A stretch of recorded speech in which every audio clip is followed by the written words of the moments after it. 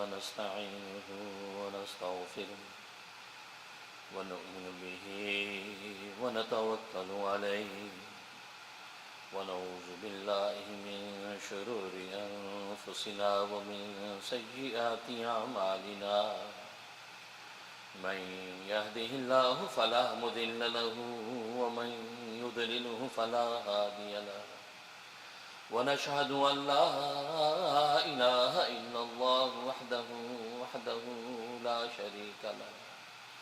لا شريك له ولا نظير له ولا مثل له ولا مثال له ونشهد أن سيدنا وسندنا وشفيعنا وشفيع أمرنا وحبيبنا وحبيب ربنا ومولانا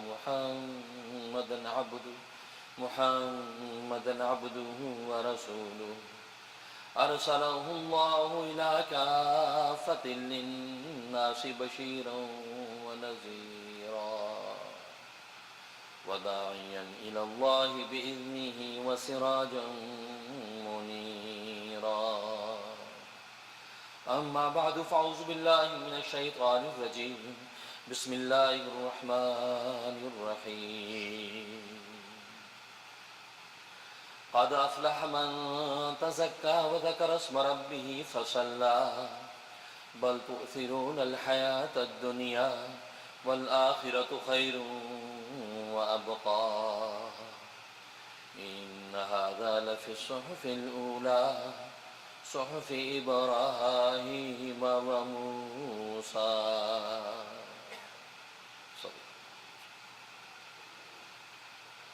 بزرگان محترم، برادران عزیز اور میری اسلامی بہن،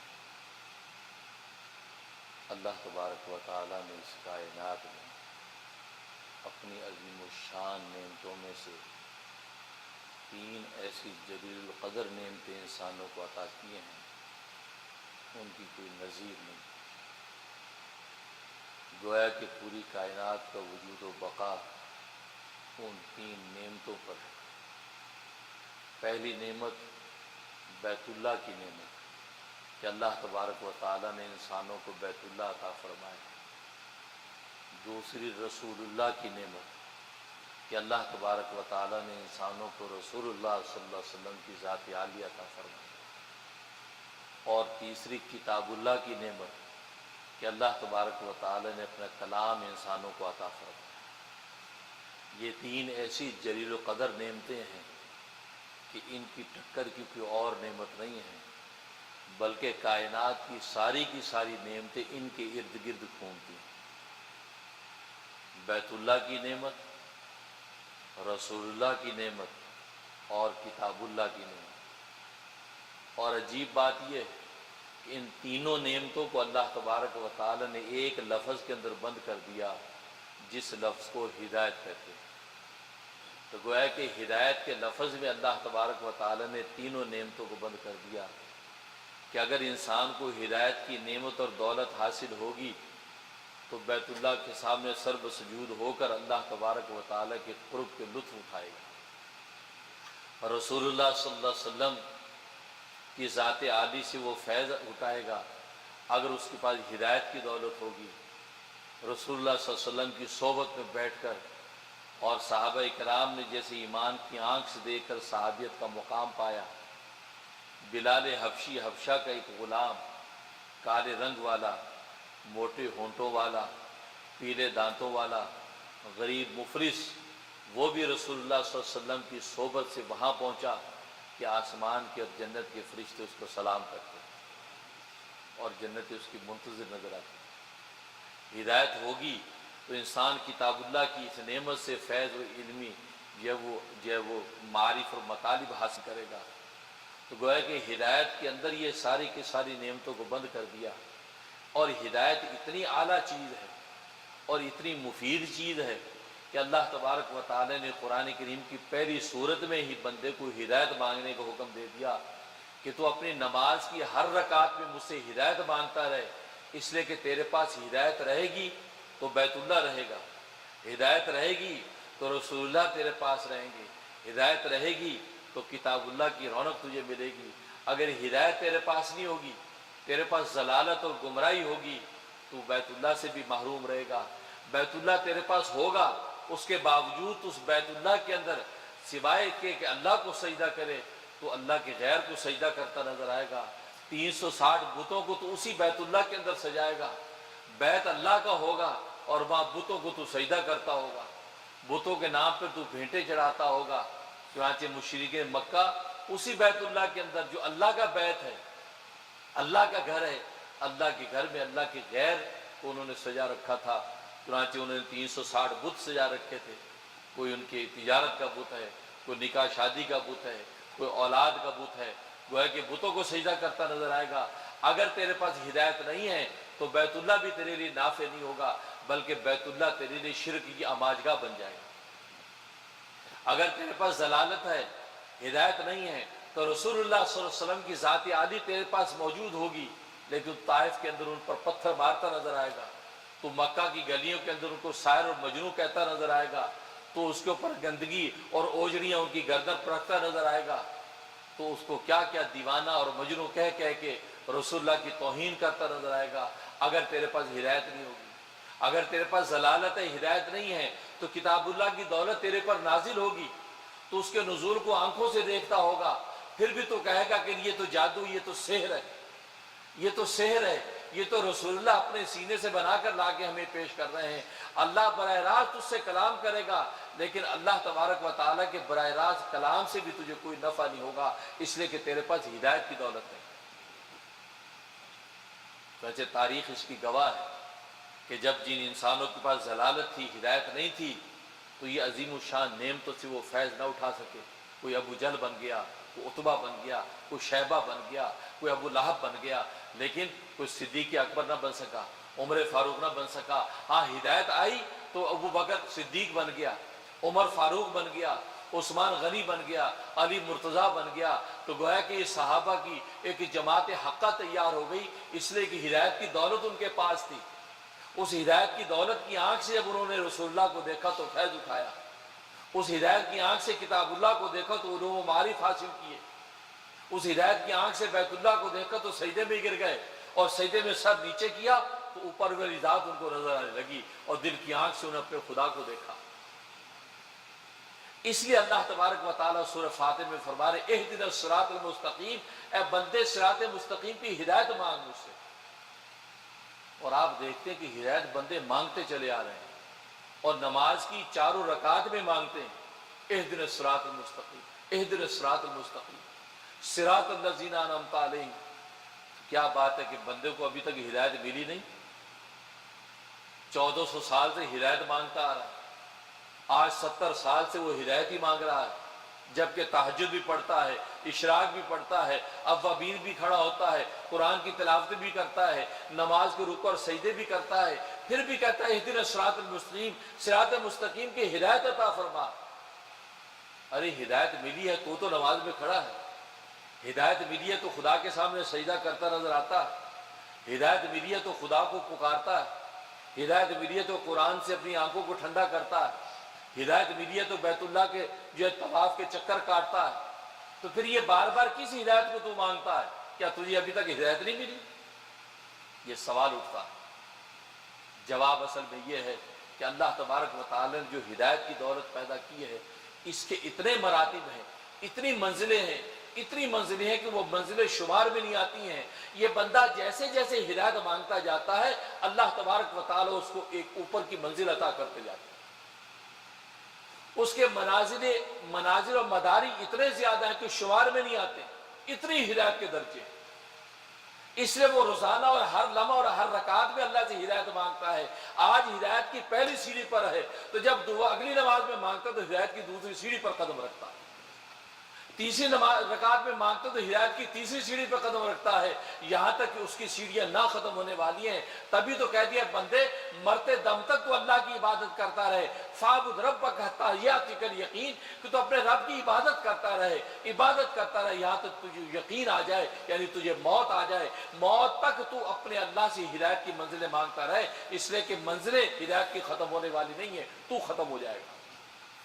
لہذا مرتے دم تک آخری منزل جو تجھے ہدایت کی ملنی ہو تو وہ تک مانگتا ہے۔ اس لیے بندہ ہدایت بار بار مانگتا ہے، کیونکہ ہدایت کے مراتب ختم ہونے والے نہیں.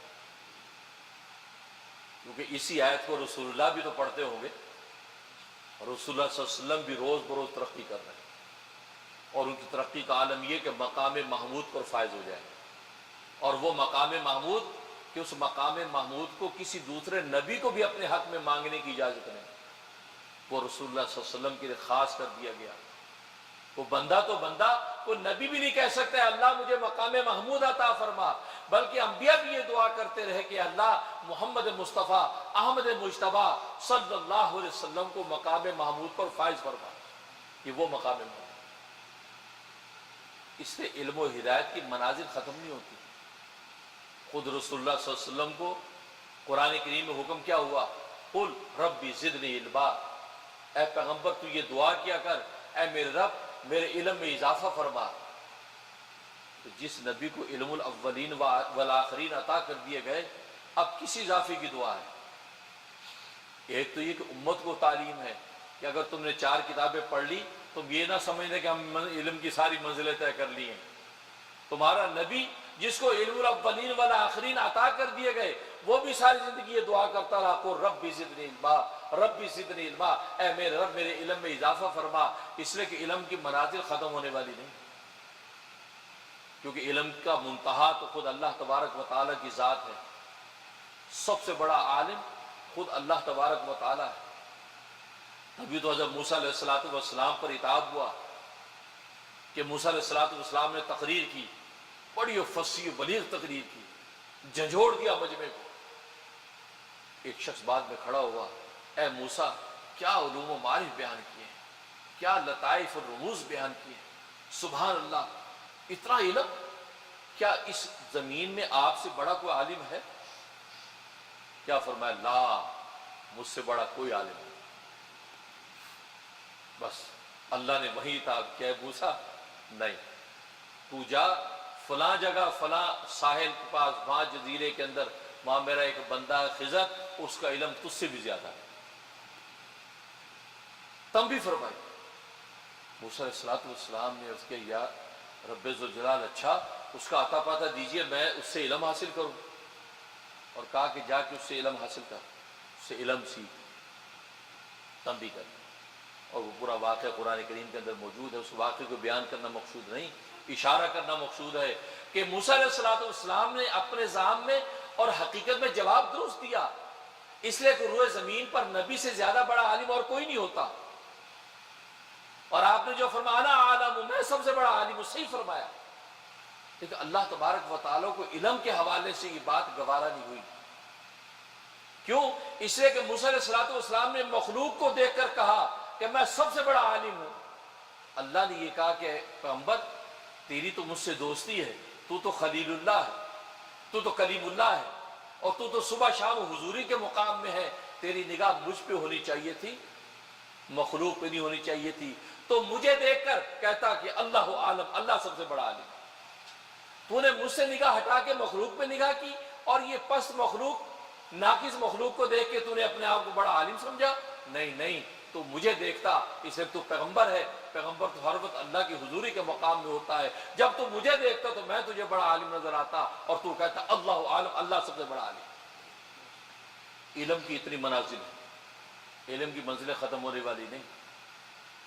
پھر وہ قصہ کہ حضرت خضر علیہ السلام کے ساتھ جا رہے ہیں، کشتی پہ بیٹھے ہیں، کشتی کے کنارے پر ایک چڑیا آئی. اس چڑیا نے پانی پیا دریا میں سے، ایک قطرہ اس کے منہ پہ لٹک رہا ہے پانی. حضرت خضر نے حضرت موسیٰ علیہ السلام سے کہا موسیٰ دیکھا اس کی چونچ پہ پانی کا جو قطرہ لٹک رہا ہے نظر آ رہا ہے؟ کہا کہ یہ اور اس کی پورا جو دریا ہے اس کو اس پانی کے قطرے سے کیا نسبت ہے؟ کہا جی کوئی نسبت نہیں، معمولی بات، ایک قطرہ اور پورا دریا. اور میں بس مخلوق کے علم کو اتنی نسبت اللہ کے علم سے. جو تو نے کہہ دیا انا عالم، میں سب سے بڑا عالم ہوں، مجھ سے بڑا عالم کوئی نہیں ہے. تو ایک تو کیا اس کائنات کے سارے علوم اگر اکٹھے کر لیے جائیں وہ چڑیا کے چونچ کے پانی کے قطرے کی نسبت ہیں، اور یہ پورے دریا کا جو رواں نظر آتا ہے یہ اللہ تبارک و تعالیٰ کا علم. تو گویا کہ وہ تنبیہ کر دی کہ اللہ تبارک و تعالیٰ نے جو کہا ہے وہ سچ کہا، ہمارا علم کچھ نہیں. تو اس لیے علم کے منازل بڑھتے رہتے ہیں۔ امام شافعی رحمہ اللہ تعالی بڑے جلیل القدر امام گزرے ہیں، فقہ کے تیسرے بڑے امام، سب سے بڑے امام اعظم ابو حنیفہ رحمہ اللہ تعالی، ان کے بعد امام مالک رحمہ اللہ تعالی، ان کے بعد امام شافعی رحمہ اللہ تعالی، ان کے بعد امام احمد ابن حنبل رحمہ اللہ تعالی۔ یہ فقہ کے چار بڑے امام گزرے ہیں جنہوں نے قرآن و حدیث سے مسائل کو استنباط کر کے امت کے سامنے رکھ دیا ہے، ایک ایک مسئلے کی تفصیلات کھول کے رکھ دی امت کے سامنے۔ آج امت بڑی آسانی کے ساتھ دین پہ عمل کرتی ہے۔ امت کو یہ سوچنے کی ضرورت نہیں کہ یار بھینس کا دودھ حلال ہے یا حلال نہیں ہے، بھینس کا گوشت حلال ہے کہ حلال نہیں ہے، اس لیے کہ بھینس کے دودھ اور گوشت کا ذکر نہ قرآن میں ہے نہ حدیث میں ہے۔ جس کو قرآن حدیث کا دعویٰ ہے کہ ہم قرآن حدیث کے علاوہ کسی دلیل کو نہیں مانتے، تو آج بتا دیں کہ بھینس کا دودھ حلال ہے، قرآن کی کس آیت میں ہے، نبی کی کس حدیث میں ہے؟ بھینس کا گوشت حلال ہے، قرآن کی کس آیت میں ہے، نبی کی کس حدیث میں ہے؟ وہ نہیں دکھا سکتے۔ یہ ائمہ مجتہدین کا ان پر احسان ہے کہ ائمہ مجتہدین نے فرمایا کہ چار ادلہ شرعیہ ہیں، قرآن، کتاب اللہ، یہ پہلی دلیل شرعی، دوسری سنت رسول اللہ، یہ دوسری دلیل شرعی، تیسرا اجماع امت، اور چوتھا قیاس۔ یہ چار دلائل شرعیہ ہیں۔ جو مسئلہ ان چار دلائل شرعیہ میں سے کسی دلیل سے ثابت ہو گیا وہ شریعت کا مسئلہ ہے۔ چنانچہ بھینس کا جب معاملہ سامنے آیا تو غور کیا مجتہدین نے، دیکھا کہ بھینس کے اندر وہی اوصاف ہیں جو گائے کے اندر ہیں، گائے والے اوصاف بھینس کے اندر موجود ہیں۔ گائے کو اللہ اور اللہ کے رسول نے حلال قرار دیا ہے، بھینس کو گائے پر قیاس کر دیا، لہٰذا فرمایا کہ بھینس بھی حلال ہے، اس کا دودھ بھی پاک، اس کا گوشت بھی حلال۔ تو آپ ان ائمہ مجتہدین کے احسان تلے سے نکل نہیں سکتے۔ یہ تو ایک مثال دی ہے، بے شمار مثالیں ہیں۔ آپ تو ائمہ مجتہدین کے استنباط اور اجتہاد کے بغیر چنے کی دال حلال نہیں کر سکتے ہیں۔ صبح شام چنے کی دال آپ کھا رہے ہیں لیکن آپ حلال نہیں کر سکتے۔ صبح شام آپ چائے پی رہے ہیں، آپ چائے قرآن کی آیت سے اور نبی کی حدیث سے حلال ثابت نہیں کر سکتے اگر آپ جب تک کہ ائمہ مجتہدین کی تقلید نہ کریں، جب ان کی ہوئی تشریح اور استنباط کو جب تک آپ تسلیم نہ کریں، آپ کی صبح شام کی چائے حلال نہیں ہوتی۔ خیر یہ الگ موضوع ہو جائے گا۔ تو علم کے اتنے مراتب، امام شافعی رحمہ اللہ تعالیٰ فرماتے ہیں کہ مجھے جب بھی میں علوم و معارف کے اندر غوطے لگاتا ہوں تو مجھے ہر لمحے اپنی جہالت کا احساس ہوتا ہے۔ اتنا بڑا امام کہتا مجھے جہالت کا احساس ہوتا ہے، اس لیے فرما رہے ہیں اس لیے کہ آج علم کی پہلی سیڑھی پہ تھے اور کل کو علم کی دوسری سیڑھی پہ جب قدم رکھ لیا تو پہلی سیڑھی تو پست نظر آ رہی ہے، اس کے بعد تیسری سیڑھی پہ قدم رکھا تو اس سے پہلی سیڑھی پست نظر آ رہی ہے۔ تو وہ جیسے جیسے علم کی منازل میں ترقی کرتے ہیں تو ان کو ایسا لگتا ہے کہ میں ابھی تک تو جاہل ہی تھا، اس لیے آگے والا جب علم ملا اس علم سے تو آج تک جاہل تھے، جب وہ علم ملا تو انہوں نے سوچا کہ یار میں اب تک جہالت میں تھا۔ یہ ہے ترقی۔ حجت الاسلام حضرت مولانا انور شاہ کشمیری رحمہ اللہ تعالی دارالعلوم دیوبند کا محدث، 1000 سال میں ایسا محدث پیدا نہیں ہوا، لاکھوں حدیثوں کا حافظ، ایسی علوم و معارف اور حافظہ ایسا اللہ نے عطا فرمایا کہ خود فرماتے ہیں کہ جس بات کو سرسری نظر سے میں دیکھ لیتا ہوں، فرمایا کہ 40 سال تک نہیں بھولتی، 40 سال تک کی وہ بات نہیں بھولتی۔ ایک مرتبہ مصر گئے تو مصر کے کتب خانے میں کتاب دیکھی جس کا نام نور الایضاح، یہ فقہ کی ایک کتاب ہے، آپ کو بڑی پسند آئی۔ تو وہاں جو ارباب اختیار سے کہا کہ اجازت ہو تو میں یہ کتاب ہندوستان لے جاؤں، اور یہ چونکہ قلمی نسخہ ہے تو میں اس کو لکھوا کے وہاں چھپوا دوں کیونکہ یہ بہت ہی نفیس اور اعلیٰ کتاب ہے۔ اور فرمایا کہ ہمارے پاس یہ ایک ہی قلمی نسخہ ہے، اس کو لے جانے کی اجازت نہیں، مطالعے کی اجازت ہے، آپ مطالعہ کر لیجئے، لے جا نہیں سکتے۔ تو ٹھیک، عشاء کے بعد مطالعہ کرنے بیٹھے ہیں، فجر کی اذان ہو گئی، پوری کتاب مطالعہ کر لی، اور اس کے بعد جب ہندوستان آئے تو پوری کتاب لکھ دی، ساری کتاب لکھ دی۔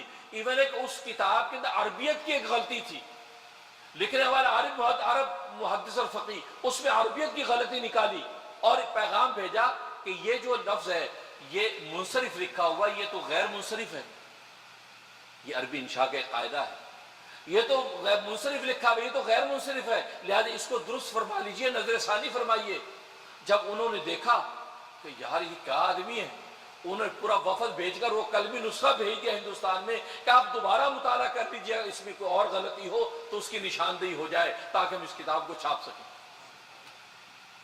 یہ علماء عجب نے عرب پر ایسے دھاک نہیں بٹھائی، یہ وہی ہیں کہ هو الذی بعث فی الأمین رسولا منہم یتلو علیہم آیاتہ ویزکیہم ویعلمہم الکتاب والحکمہ وإن كانوا من قبل لفی ضلال مبین وآخرین منہم لما یلحقوا بہم۔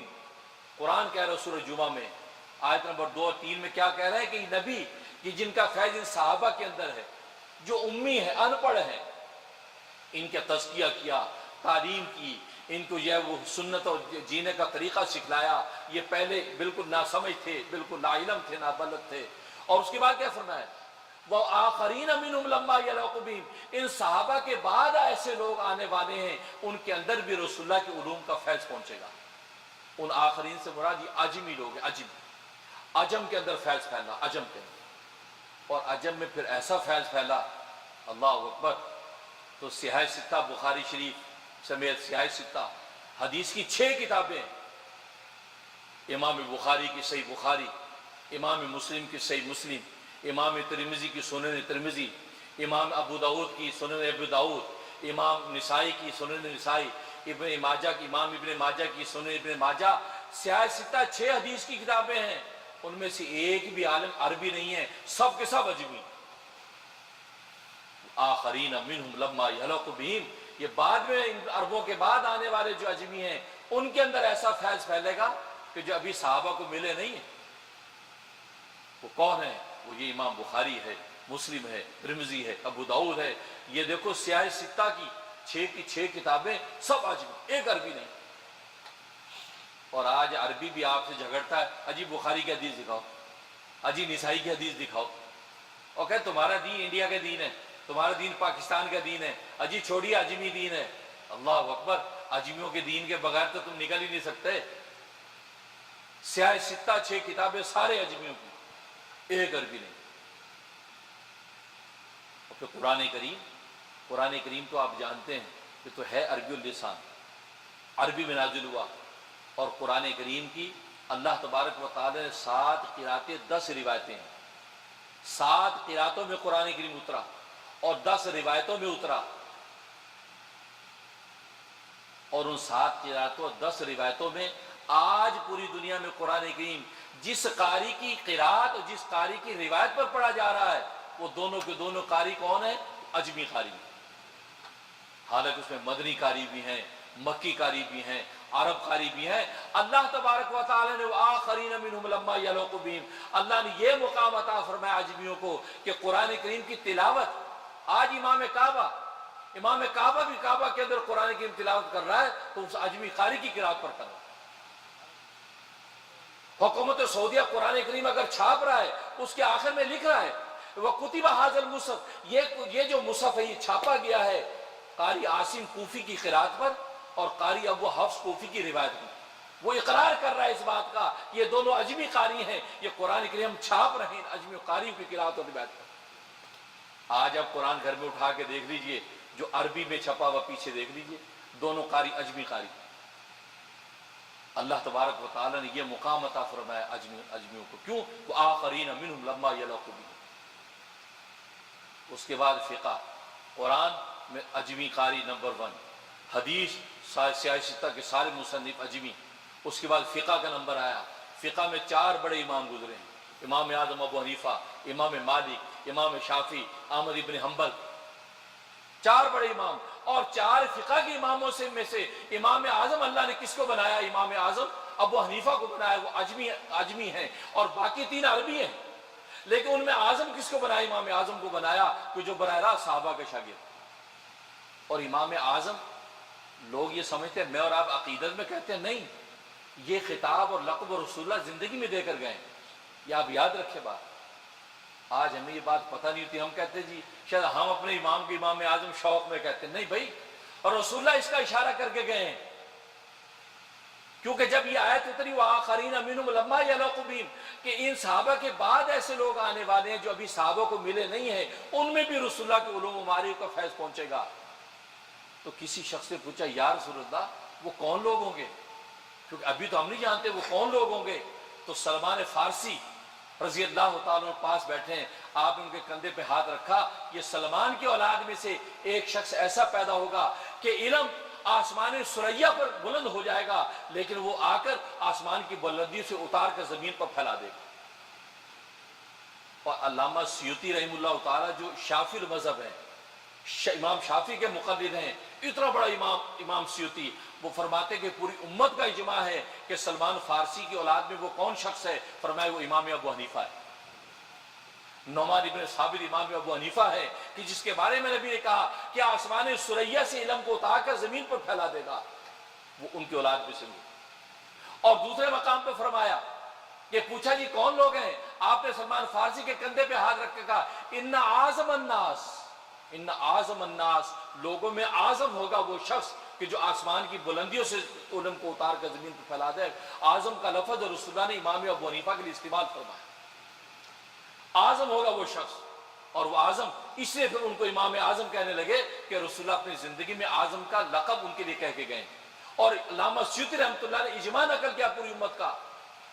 اور حکومت سعودیہ نے جو قرآن کریم چھاپا، اردو میں جو تفسیر چھاپی، تفسیر عثمانی، شیخ الاسلام مولانا شبیر احمد عثمانی رحمہ اللہ تعالیٰ کی تفسیر، اس کے اندر سورۃ جمعہ کے اندر انہوں نے یہ تفسیر لکھی کہ اجماع ہے پوری امت کا۔ علامہ سیوطی نے لکھا کہ اس اعظم الناس سے مراد کون ہے، امام اعظم ابو حنیفہ ہے۔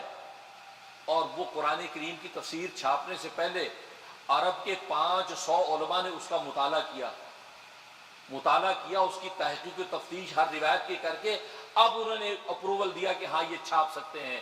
تو گویا کہ عرب کے 500 علماء نے اس بات کو تسلیم کیا کہ اعظم الناس اگر کوئی ہے تو امام اعظم ابو حنیفہ ہے۔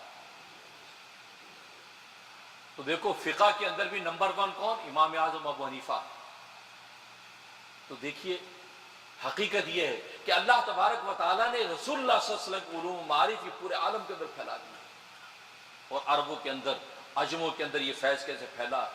اور بات بھی علم و ادب جو عجموں نے جو ادب کر کے دکھایا ہے، جس ادب کے ساتھ انہوں نے اس علم کو حاصل کیا ہے، اللہ اکبر۔ علامہ انور شاہ کشمیری رحمہ اللہ تعالیٰ جو 1000 سال میں ایسا محدث پیدا نہیں ہوا، ان کے ادب کا عالم یہ تھا کہ اگر کتاب تپائی میں یوں پڑھی ہے تو انہوں نے اپنے منشا پہ یوں کر کے کتاب کا مطالعہ نہیں کیا، جس طرح پڑھی اپنے رخ کو اس طرح بدل کا مطالعہ کیا۔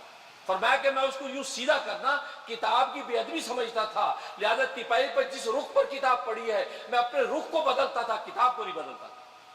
ایسے نہیں علامہ انور شاہ کشمیری بن گئے، ادب کا عالم۔ اور فرمایا کہ میں نے قرآن و حدیث تو دور کی بات ہے، فرمایا منطق اور فلسفے کا کہ رسالہ وہ بھی کبھی بے وضو مطالعہ نہیں کیا۔ اور آج ہم تو قرآن کو بے وضو ہاتھ لگاتے ہیں کہ جی آیت پہ ہاتھ نہیں لگ رہا، بس یہ اوپر برکے پہ ہاتھ لگا رہے، بے وضو، اس برکے پہ ہاتھ لگا رہے، آیت پہ تو نہیں لگا۔ اللہ اکبر۔ وہاں حالت یہ ہے کہ منطق کا رسالہ بے وضو پڑھنے کو تیار نہیں ہے، تبھی تو اللہ نے ان کو زبدۃ المحدثین بنایا، اور عرب کے بڑے بڑے محدثین نے ان کو شیخ انور کہہ کے عظمت کا سلام کیا۔ تو علامہ انور شاہ کشمیری رحمہ اللہ تعالیٰ فرماتے ہیں، ان کے شاگرد تھے ترجمان السنہ کے مصنف مولانا بدر اعظم میرٹھی رحمہ اللہ تعالیٰ، ان کے شاگرد و خادم تھے۔ اور مولانا بدر اعظم میرٹھی رحمہ اللہ تعالیٰ میرے والد صاحب محدث الاثر حضرت مولانا مفتی نیاز محمد ختنی قدس سرہ کے استاد ہیں۔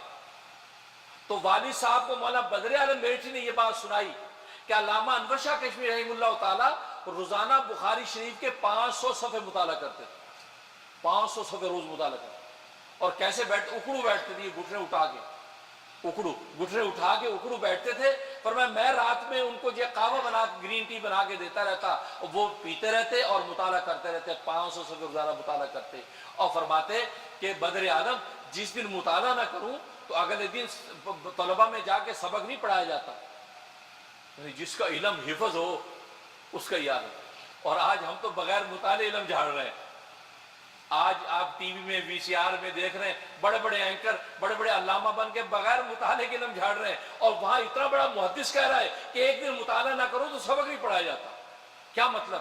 یہ طلباء سے انصاف کر رہے ہیں، اس لیے کہ علم کی اوپر کی منازل دیکھ کر نیچے کی منازل کو جہالت سمجھ رہے ہیں، روز مطالعہ ہو رہا ہے۔ وہ فرماتے بدر عالم جوں جوں میں مطالعہ کرتا ہوں ووں مجھے اپنی جہالت کا احساس بڑھتا رہتا ہے، جوں جوں میں مطالعہ کرتا وہ مجھے اپنی جہالت کا احساس بڑھتا رہتا۔ کیا لوگ تھے جن کے علوم معارف کا عالم یہ ہے کہ آسمان کے فرشتے ان کے علم کو عظمت کا سلام کریں، وہ یہ کہتے ہیں کہ میں جیسے جیسے مطالعہ کرتا ہوں یہ احساس بڑھتا رہتا ہے انور شاہ تو اب تک جاہل ہے، انور شاہ تو اب تک جاہل ہے، تجھے تو کچھ آتا ہی نہیں۔ یہ لوگ ہیں، یہ وہ لوگ ہیں جو اس کائنات کے بقا کا ذریعہ ہیں۔ ہم اور آپ کیا ہیں؟ ترجمے والی ایک دو حدیثیں پڑھ کے محدث بن کے مجتہد اجتہاد کرنے لگتے ہیں۔ اللہ اکبر۔ فرمایا کہ جوں جوں میں مطالعہ کرتا ہوں وہ مجھے اپنی جہالت کا احساس بڑھتا رہتا ہے۔ اس لیے علم کی منازل اتنی زیادہ ہیں، جب اوپر کی سیڑھی پر قدم رکھتے تو نیچے والی سیڑھی پست نظر آتی ہے۔ اس لیے فرمایا اہدنا الصراط المستقیم، کہ اہدنا ہدایت مانگتے رہو، کیونکہ مرتے دم تک ہدایت کی منزلیں ختم ہونے والی نہیں ہیں، ہدایت کی منزلیں روز بروز آگے سے آگے بڑھ رہی ہیں۔ اس لیے ہم ہر وقت اہدنا الصراط المستقیم کہتے ہیں۔ ہدایت تو مل گئی لیکن اب منازل اس کی سیڑھیاں طے کریں۔